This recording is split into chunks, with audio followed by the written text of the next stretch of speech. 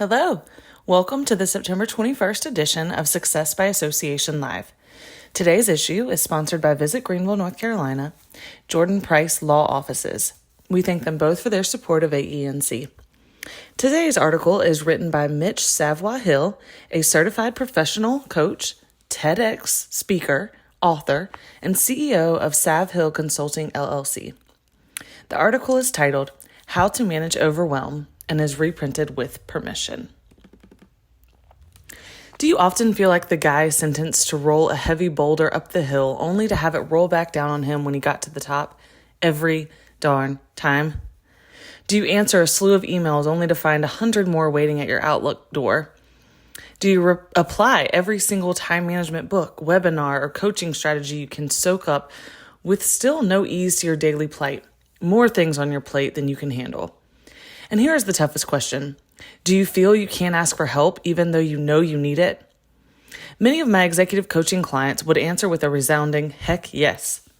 Some of them toil, struggle, time manage, work, and rework their organizing strategies only to find that at the end of the day, they still feel like they haven't accomplished much, or at least it may look that way to the bosses who may be too overwhelmed themselves or too disconnected or lacking sensitivity or empathy for their struggles. So aside from learning how to be more organized, more efficient, more disciplined, and saying no way to distractions, how do you deal with just having more on your plate than anyone can comfortably or super uncomfortably handle? Delegation, the hard facts. I teach a class called The Time Management Myths. At one point, I asked the question, if you don't delegate things that can and should be delegated, why not? The answers seldom vary.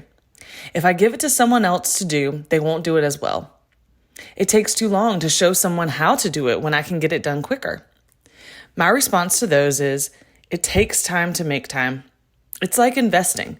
You have to put in some time up front by adequately setting expectations, training patiently, patience being key, and ensuring the person delegated to has time to make some mistakes, learn, get better, and eventually become an asset you can rely on.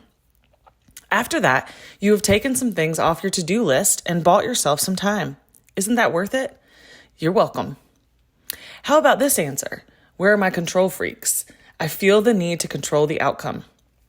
That requires some internal work. Practice letting go, or you will soon be letting go of your sanity, your family, your friends, and any hope of ever having a relaxing vacation.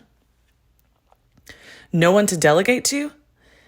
Now, here are the tougher answers to the delegation question that seem impossible to solve. There is no one to delegate to. If I tell my boss I need help, I will seem weak, less able than others, whiny, complaining, or not a valuable employee.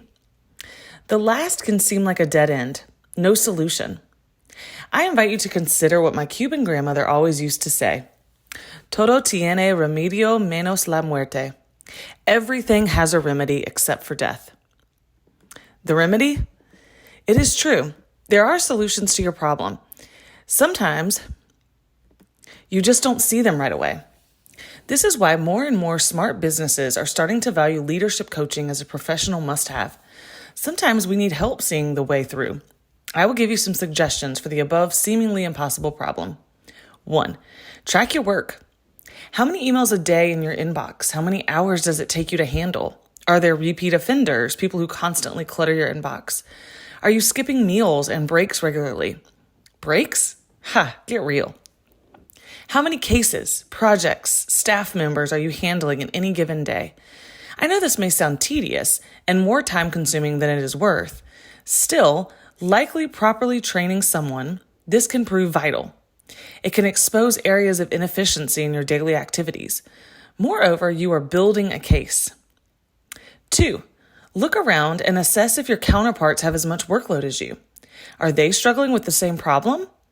If not, can some of your workload be shared? If you can solve the problem amongst yourselves, that would be magnificent. No need to escalate the matter. 3. Are you part of any professional organizations like the National Association of Women in Construction, Society for Human Resources Management, or Meeting Professionals International? Professional organizations are great resources for investigating if others in your position are in the same boat. How do they deal with common challenges? What solutions have they found helpful? Lean on your resources. 4, if all else fails, it is time to request a meeting with the bosses. You may say, but Mitch, if I do that, I will sound like I'm whining. I don't want to be seen as the complainer. So here's how the conversation will go. A, present your case. Remember point 1 above where you tracked your work? I said you were building a case. Here is where it comes in handy. 2, show what you have already done. List out the things you have already done to be proactive. This shows initiative and willingness to work out your own problems. This proves you are not a whiner. Present your solution. Leaders don't want you to present them with problems. It's true, so don't. Instead, after showing the facts, the evidence of what you have done to try and resolve the matter, now it is time to propose the solution you need help with. Make sure you have thought it through. How does this solution benefit not only you, but the company at large? What is the ROI for this solution? How will this help the success of future team members that will follow in your footsteps? Remember that if you are on the path to success, you will eventually move up or out. What legacy would you like to forge for the next person who will succeed you? Your solution should be a no-brainer. What happens if they still don't want to hear it? Have a plan B. If after all your hard work, dedication, solution presenting, lack of meals, lack of breaks, and lack of balance, they still refuse to see that they have presented you with unrealistic and impossible expectations, it is time for you to face the harsh and honest fact.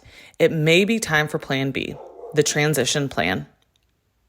Transitioning may seem terrifying. I know, I've been there myself many times. I have helped numerous clients at this point and beyond with great success. It may not be easy, but it offers an opportunity for you to finally find a position that not only provides you the balance you so badly require, but also the sense of accomplishment, of a job well done, of working in an environment where you feel valued and respected. Is that not worth making a plan and executing it? That truly is all it takes. I'm not saying it will be easy. I'm saying it can be simple, strategic, and so worth it in the end. The point is, we are all living in highly stressful and hectic times as it is, without you adding more stress to your life, your family dynamics, and your limited time on this earth needlessly. If you can better manage your efforts to find more balance in your life, then do whatever it takes. If you are finding it impossible in your current professional situation, remember what my grandmother said, todo tiene remedio menos la muerte. Everything has a remedy except for death. Find your remedy, find your balance. Finally, find fulfillment. That concludes this article.